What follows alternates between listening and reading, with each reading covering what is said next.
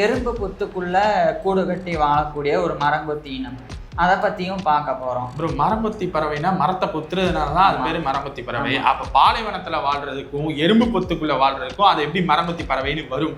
பாலைவனத்திலையும் சில மரங்கள் இருக்கு, சில தாவரங்கள். உதாரணத்துக்கு இதுங்க சேக்வாரம் கேக்டஸ் அப்படின்ற ஒரு வகையான கத்தாழை.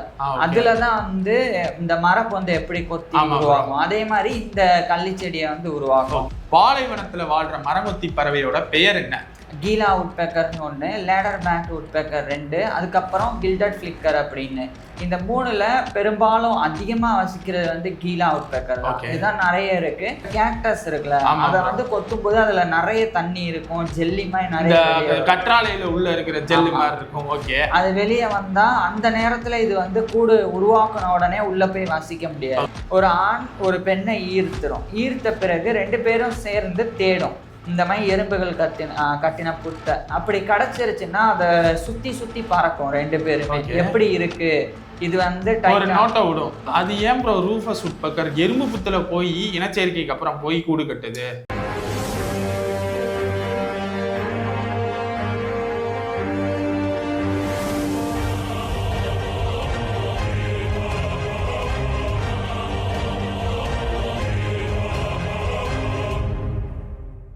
மரங்கொத்தி பறவையில சுவாரஸ்யமான விஷயங்கள் பார்த்துட்டு வந்துட்டு இருந்தோம். அதுல ஒரு சில மரங்கொத்தி பறவைகள் இப்படியெல்லாம் வாழும் அப்படின்னு சொல்லி சுவாரஸ்யமா இருந்துச்சு.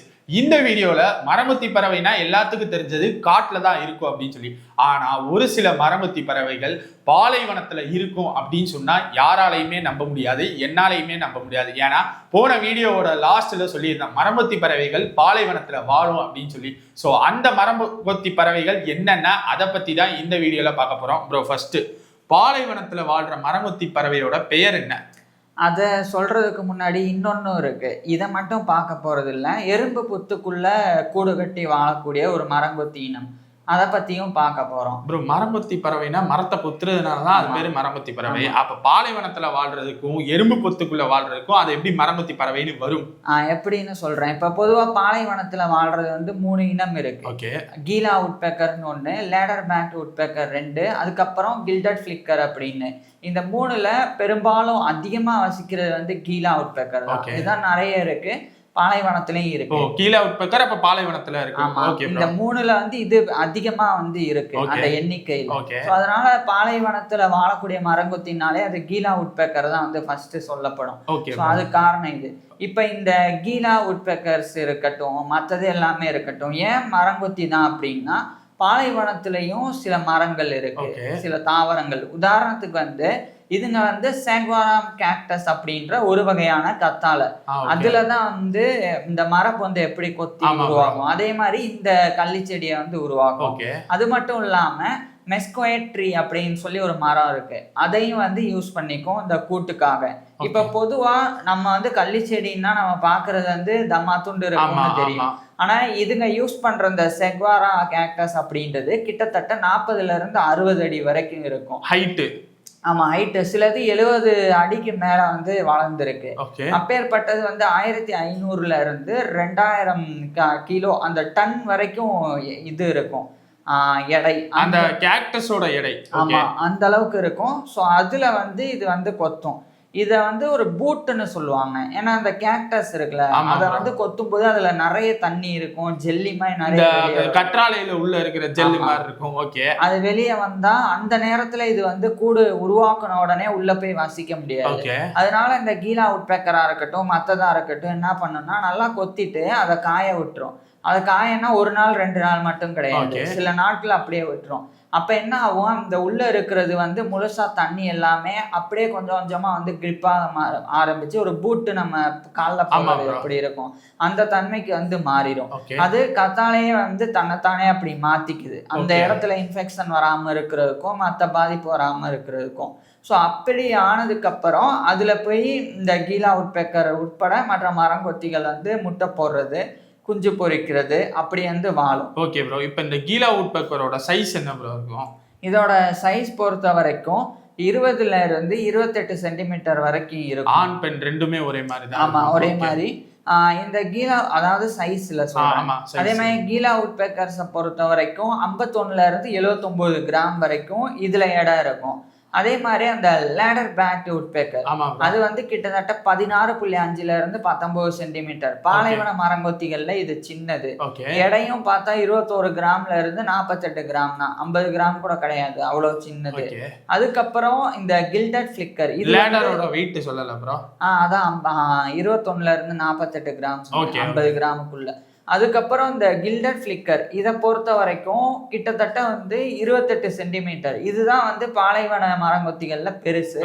இதோட வெயிட்னு பார்த்தா கூட 92 கிராம்ல இருந்து 129 கிராம் வரைக்கும் இருக்கும். ஸோ இதுதான் வந்து பாலைவன வாழக்கூடிய மரங்கொத்திகள். இதுங்க சாப்பிட்றது எல்லாமே பாலைவனத்துல இருக்கும்ல, பூச்சி, சின்ன சின்ன பல்லி, இது மாதிரி உயிரினங்களை சாப்பிடும். அதுக்கப்புறம் மற்ற பறவைகளினுடைய குஞ்சுகளையும் இது வந்து வேட்டையாடும். இப்போ அந்த பாலைவனத்துல வேற எந்த விலங்குகள் இருக்கும், எந்த உயிரினங்கள் இருக்கும்? நிறைய இருக்கும். பாலைவனத்தை பொறுத்த வரைக்கும் இப்ப எல் ஃபவுல் அப்படின்னு சொல்லி ஒரு வகையான ஆந்தை இருக்கு. இது வந்து பாலைவனத்துல வாழக்கூடிய ஆந்தை தான். இந்த ஆந்தையை பொறுத்த வரைக்கும் இது கூடு கட்டிட்டு இனப்பெருக்க காலம் முடிஞ்ச உடனே அந்த கூட்டை விட்டு போகும்ல, அந்த கூட்டுல தான் இந்த எல் ஃபவுல் எல்லாம் போய் வாழும். ஸோ அந்த மாதிரி இருக்கு. அது போக இன்னும் சில வகையான ஊர்வன உயிரினங்கள் கூட பாலைவனத்துல வந்து இருக்கு. அதனால பாலைவனத்துல இதுங்களால நல்லா வாழ முடியும். ஒண்ணு சாப்பாடு கிடைக்குது, ரெண்டாவது தண்ணிக்கு இது வந்து சாப்பிடக்கூடிய பூச்சி மற்றும் மற்ற உயிரினங்கள் அதுல இருந்து இதுக்கு தண்ணி கிடைச்சிரும். அப்படி அது போதுமானதா இல்லைன்னா அந்த கத்தாழை இருக்குல்ல, அதை நல்லா கொத்தி அதுல வரக்கூடிய தண்ணியை கூட அப்படியே சேர்த்து குடிச்சிரும். இது மட்டும் இல்லாம ஹனி பஜ்ஜிங் ஃபீடர் அப்படின்னு ஒண்ணு இருக்கு. இதை வந்து ஹனி பஜ்ஜிங் பறவைகளுக்காக மனுஷங்க வைப்பாங்க. அதை போய் இது வந்து இந்த மரங்கொத்தி வந்து குடிச்சிரும். அதுக்கப்புறம் இந்த பூக்கள்ல இருக்க நெக்டர், தேன், அதை வந்து குடிக்கிறது. அதுக்கப்புறம் சில விதைகளை சாப்பிட்றது. இந்த மாதிரியும் இந்த மரங்கொத்திகள் வந்து பண்ணும். ஸோ ஒட்டு மொத்தமா இது வந்து அனைத்துண்ணி மாதிரி கிடைக்கிற எல்லாத்தையுமே சாப்பிட்டு ரொம்ப பக்காவா பாலைவனத்துல உயிர் வாழக்கூடிய ஒரு இனமா இந்த மரங்கொத்தி இனங்கள் வந்து வாழும். இது வாழ்றது வந்து சொனாரன் டெசர்ட்ல தான். அமெரிக்கால சொனாரன் டெசர்ட் அப்படின்னு ஒரு பெரிய பாலைவனம். அங்கதான் இந்த உட்பெக்கர்ஸ் எல்லாம் அதிகமா வந்து. வேற எந்த பாலைவனத்திலயும் இருக்காது. எந்த பாலைவனத்திலயும் இருக்காதுன்னு இல்ல, இருக்கும் தான். அமெரிக்காவிலேயே மற்ற இடங்களையும் இருக்குதான், கலிபோர்னியா சைடு, கொலராடோ சைடு தான். ஆனா இந்த பாலைவனம் வந்து ஸ்பெஷல். இதுக்கு வந்து ஒரு நேட்டிவ் மாதிரி சொல்லலாம். இதுதான் வந்து பாலைவன மரங்கொத்திகள் பத்தின விஷயம். எறும்பு பொத்துக்குள்ள வாழ்ற எறும்பு பொத்துக்குள்ள வாழ்ற மரங்கொத்தி பறவையோட பேர் என்ன ப்ரோ? அது வந்து ரூஃபஸ் உட்பெக்கர் அப்படின்றது தான். இந்த ரூஃபஸ் உட்பெக்கருடைய சயின்டிபிக் நேம் வந்து மைக்ரோப்டெர்னஸ் பிராக்கியாரஸ் அப்படின்றது. இது பொதுவா வந்து எறும்பு புத்துனா எந்த மாதிரின்னா கிரீமட்டோகாஸ்டஸ் அப்படின்னு ஒரு வகையான எறும்பு இனம் இருக்கு. அந்த இனம் வந்து ஆக்ரோபேட் ஆன்ஸ் அப்படின்னு அதை சொல்லலாம். ஏன்னா அது வந்து ஒரு மாதிரி இந்த ஜிம்னாஸ்டிக் பண்ற ஆக்ரோபேட்ஸ் மாதிரி இது வந்து மாறும். எப்படின்னா அதனுடைய வயிற்றை வந்து தலைக்கு மேல தூக்கி அங்கிருந்து ஒரு மாதிரி ஆசிட் அடிக்கும். ஸோ அதனால அதுக்கு வந்து அந்த பேர் ஆக்ரோபேட் ஆன்ஸ் அப்படின்னு வச்சாங்க. இந்த எறும்புகள் என்ன பண்ணும், பொதுவா மற்ற எறும்புகள் எல்லாம் மண்ணுல கீழே வந்து தரையில கூடு கட்டும். ஆனா அதாவது புற்ற வந்து உருவாகும். ஆமா. ஆனா இந்த ஆக்ரோபேட் ஆன்ஸ் வந்து மரத்துல தான் போய் கூடு கட்டும். அதுவும் எந்த மாதிரின்னா மரக்கிளை இருக்கு, 2 கிளை இப்படி போயிருக்குன்னா அதுக்கு நடுவுல இதுங்க வந்து ஒரு பந்து மாதிரி, பெரிய சைஸ் பந்து மாதிரி இது வந்து அந்த புத்தை வந்து உருவாக்கும். அதுக்கு இந்த எறும்புகள் வந்து மரத்தூள், மரப்பட்டை, அதுக்கப்புறம் வந்து காஞ்ச இலத்தூள், இது எல்லாத்தையுமே நல்லா வாயில போட்டு மென்று அதனுடைய பிசின் மாதிரியான எச்சிலோட சேர்த்து அதை வந்து வெளியே தள்ளும். அது ஒரு சிமெண்ட் மாதிரி. ஸோ அதை வச்சு இதுங்க வந்து உருவாக்கும். வெளியே அதை தொட்டு பார்த்தா இந்த காடு இருக்கும்ல, அட்டைப்பெட்டி, அது நமக்கு எப்படி தோணும் நம்ம தொட்டா அந்த மாதிரி வந்து மாறிடும்.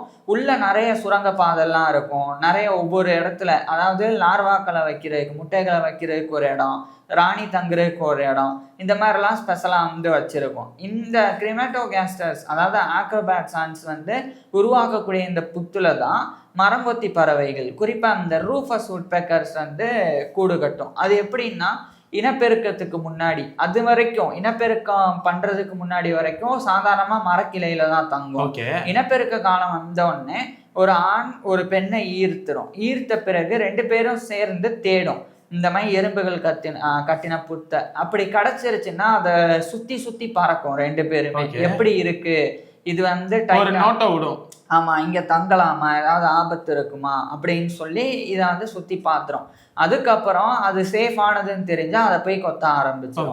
கொத்தி அந்த புற்றை வந்து நல்லா மேல என்ட்ரன்ஸ் வந்து ஓரளவுக்கு சின்னதா அது உள்ள நுழையிற அளவுக்கு கட்டிட்டு உள்ள போனதுக்கு அப்புறம் இன்னும் நல்லா முட்டையெல்லாம் வைக்கிற அளவுக்கு உள்ள வந்து பெருசா ரூம் மாதிரி வந்து உருவாக்கும். அப்ப நிறைய அந்த சுரங்க பாதைலாம் சேதமடையும். அதெல்லாம் சேதப்படுத்தி டேமேஜ் பண்ணி ரூஃபஸ் உட்பெக்கர்ஸ் வந்து அந்த கூட்டை வந்து உருவாக்கிடும். அது ஏன் ப்ரோ ரூஃபஸ் உட்பெக்கர் எறும்பு புத்துல போய் இனச்சேர்க்கைக்கு அப்புறம் போய் கூடு கட்டுது? அதுக்கு முக்கியமான காரணம் இருக்கு. ஒன்னு ரூஃபஸ் உட்பெக்கர் சாப்பிட்றதே வந்து அதிகமா அந்த ஆக்ரோபாட் ஆன்ஸ் ஒண்ணு, இன்னொன்னு வந்து வீவர் ஆன்ஸ்ன்னு இருக்கு. அதுக்கப்புறம் இதுங்க சாப்பிட்றது வந்து டெர்மைட்ஸ்ன்ற இந்த கரையான்கள் இருக்குல்ல அதை சாப்பிடும். அதுக்கப்புறம் மர வண்டுகள் இந்த மாதிரியானதை சாப்பிடும். அதுக்கப்புறம் பூக்கள்ல இருக்கிற தேன் குடிக்கிறது இதுவும் வந்து பண்ணிடும். ஆனா இங்க என்னன்னா இப்ப மற்ற பூச்சிகள் எல்லாம் இருக்குல்ல, இப்ப கரையான்கள் இருக்கட்டும் மற்ற வண்டுகள் இருக்கட்டும் அது வந்து தரையில வாழுது. ஆனா இந்த வகை எறும்புகள் வந்து நேரா அந்த மரக்கிளையிலேயே வாழுதுல்ல. இது எப்பவுமே வந்து இப்போ ஒரு மரக்கிளைன்னு எடுத்துட்டோம்னா அது வந்து பட்டு போகணும், இறந்து போகணும் அந்த கிளை பகுதி இல்லைன்னா தண்டு பகுதி. அப்பதான் இது வந்து மரங்கொத்திகள் வந்து கொத்தி அதை ஓட்ட போட்டு உள்ள போய் வாழும். இப்ப ஒரு அட்டைப்பெட்டி மாதிரி தான், ரொம்ப கஷ்டமே இல்லை கொத்துறதுக்கு. ஆனா பயங்கர டைட்டா இருக்கும். பிளஸ் நம்ம உணவும் அந்த ஒரு கூட்டுலேயே இருக்கு. அப்படின்றப்ப இதை நம்ம ஏன் யூஸ் பண்ணக்கூடாதுன்னா ரூஃபஸ் உட்பெக்கர் வந்து அங்க போய் கொத்துது. அதை கொத்தி உள்ள போனதுக்கு அப்புறம் எறும்புகள் வந்து இதை கடிக்க வரும் ஆரம்பத்துல. அப்படி கடிக்க வரும்போது இதனுடைய இறகுகள் ஸ்கின் எல்லாமே வந்து ரொம்ப ஹார்டாக இருக்கும். அதனால அது கடிச்சாலும் இதுக்கு ஒன்றும் ஆகாது. அது கடிக்க வரும்போதே இது சாப்பிடவும் செய்யும். அதை இது ஒன்று. இன்னொன்று என்னன்னா அது ஆசிட் அடிக்கும்னு சொன்னேன், அதுவும் இதுக்கு ஒன்றும் ஆகாது. ஆனால் உடம்பு பூரா அந்த ஆசிட் பட்டு அந்த எறும்பு வாடையே வந்து வர ஆரம்பிச்சிடும். அதனால மற்ற எறும்புகள் என்ன நினைக்கும்னா காலப்போக்கில் இந்த மரங்கொத்தி வந்து தன்னுடைய இனத்தை சார்ந்ததுதான். ஏன்னா எறும்புகளுக்கு பார்வை திறன் ரொம்ப கம்மி. சோ அந்த வாசனையை வச்சுதானே கம்யூனிகேட் பண்ணும். இப்ப நம்ம ஆளு வாசனை தான் இவன் மேலையும் வருதுன்னா இவனும் நம்ம ஆள் தான் போல அப்படின்னு எறும்புகள் நினைச்சிரும். அதனால நடுவுல அதை வாழ விட்டுட்டு அதை சுத்தி வந்து எறும்புகள் வாழும். ஸோ இப்போ இந்த ரூஃபஸ் உட்பெக்கர் வந்து 2 முட்டை வரைக்கும் போடும். போட்டதுக்கு அப்புறம் அதுல இருந்து குஞ்சு வெளியே வந்த உடனே அதுங்களுக்கு ஈஸியா வந்து ரெடிமேட் சாப்பாடு உள்ள கூட்டுலேயே வந்து எறும்புகள் போகுதுல்ல, அதை வந்து சாப்பிட்றதுக்கும் இது ஏதுவா இருக்கும். அதுக்கப்புறம் வந்து ஓரிரு வாரங்கள் கழிச்சு அது நல்லா பறக்க ஆரம்பிக்கும் போது ஒரு சில மாதங்கள் வந்து அதுக்கு எப்படி வேட்டையாடணும் எல்லாம் சொல்லி கொடுத்துட்டு அதுக்கப்புறம் அந்த கூட்டை காலி பண்ணிட்டு ரூஃபஸ் உட்பெக்கருடைய ஃபேமிலியே வந்து பறந்துடும். குஞ்சுகள் தனித்தனியா போயிடும், ஜோடியும் வந்து தனித்தனியா பிரிஞ்சு வந்து போயிடும். இப்ப அந்த ஓட்ட போட்ட இடம் இருக்குல்ல, அது போனதுக்கு அப்புறம் அந்த எறும்புகள் மறுபடியும் அதை ஃபில் பண்ணி பழைய நிலைமைக்கு வந்து மறுபடியும் ஏதாச்சும் ஒரு மரங்கொத்தி பறவை வந்து அடுத்த சீசனுக்கு வரும். அது வரைக்கும் இது நார்மலா வந்து மாத்திரும். ஏன்னா எறும்புகள் ரொம்ப சுறுசுறுப்பா இருக்கிறனால வேமாவே அதை வந்து கட்டி முடிச்சிடும். ஸோ இதுதான் வந்து ரூஃபஸ் உட்பெக்கர் பத்தின இன்ட்ரெஸ்டிங்கான விஷயம். சைஸ் மட்டும் சொல்லல, ரூஃபஸ் உட்பெக்கர் வந்து 20 to 25 சென்டிமீட்டர் இருக்கும். ஆனா அந்த கூடு இருக்குல்ல அது 1 அடியில இருந்து 2 அடி வரைக்கும் அதனுடைய டயமீட்டர் வந்து இருக்கும். அதனால இது பெர்ஃபெக்டா உள்ள போற மாதிரி இருக்கும். அதிகபட்சமே 55 to 114 கிராம் தான் அது இருக்கும். அதனால அந்த கூடு நல்லாவே தாங்கும். Okay bro. அடுத்த வீடியோல என்ன ப்ரோ பார்க்க போறோம்?